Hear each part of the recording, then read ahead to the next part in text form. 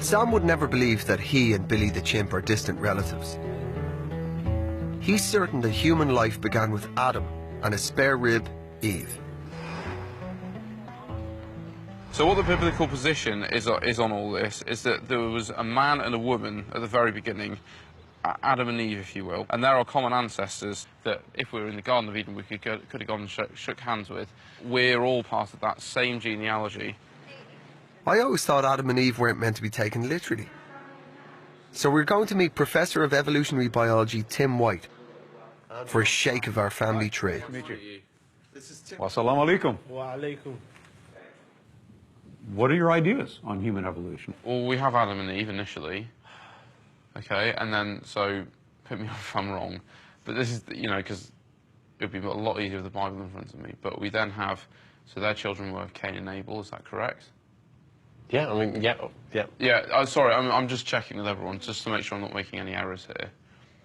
Okay, and from there, they then had children from there. So Cain and Abel had a child. Mm-hmm.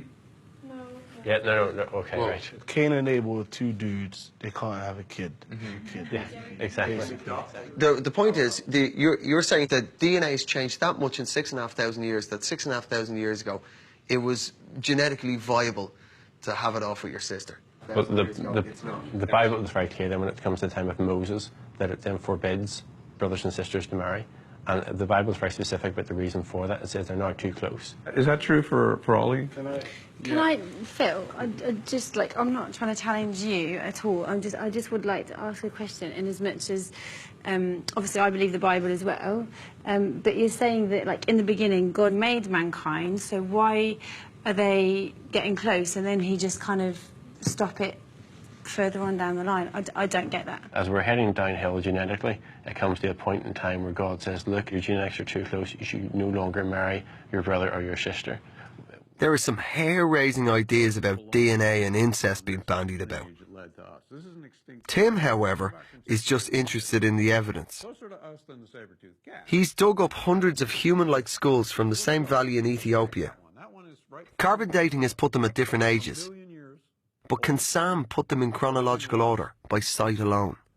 So let's go. Let's take that one. That one is right from... What is that? That's from 1 million years old. Oh, it's like this. No, so these are the eyes. Well, right. Yeah. That's right. So I suppose it would probably go over here because where the brow comes up is more similar to this one. You got it. Careful now. They may not be the real fossils, but there's only one copy in the United States, so we don't want to break it. I'm probably going to put this one here, I think. Now, you got the order exactly correct, because what we find is that's the closest to the top. Oh, you got one out of order, the Kenyan one. So that's just, is that right? Then? That's good, that's good. And then we get back to 4.5 million years ago. Now remember, I talked about one valley in Africa, one stack of rocks. Now, according to the idea that humans haven't changed and that we should find humans all the way back, now we've got a problem in terms of the evidence because we don't find any of those guys down in the early records, and we don't find any of these in the later records. So it looks like that model, where it should be all humans all the way back, fails. It says a lot. I mean, I understand what your logic is. I understand how you got here. I haven't seen a case of natural selection making an organism change from one species to another species. Neither have I, because we don't live long enough, bro. One second. I think that's an We don't live long enough. The neat thing we've got in this fossil record is nearly it's not conjecture, it's evidence and reason. We have almost a kilometer of rocks, over a kilometer, and we can actually ask the question, what do we see when we go back through time? So in this valley... And this is what we see.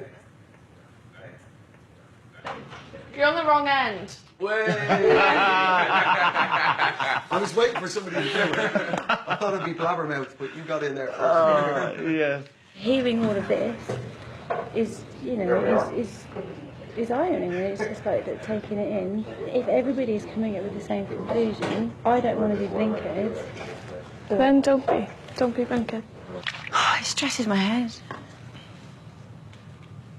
Same. I mean, what would change your mind, honestly? You haven't. That sounds so narrow-minded. No, it doesn't sound narrow-minded. It does, 'cause I don't want to be the person that's like, okay, so just come on this trip for 10 days and nothing you show me is going to change my mind. That is like, whew. But then at the same time, I'm like, it can't. Like, it can't. Like, I can't even tell you. But it can't, because of the faith that I have, that if I start accepting all of this, then I've got to accept that everything else is a pile of crap. And I don't accept that. I think the science is starting to make sense for Jojo at least. But if it puts her faith at stake, I wonder if she'd ever find a way to accept it.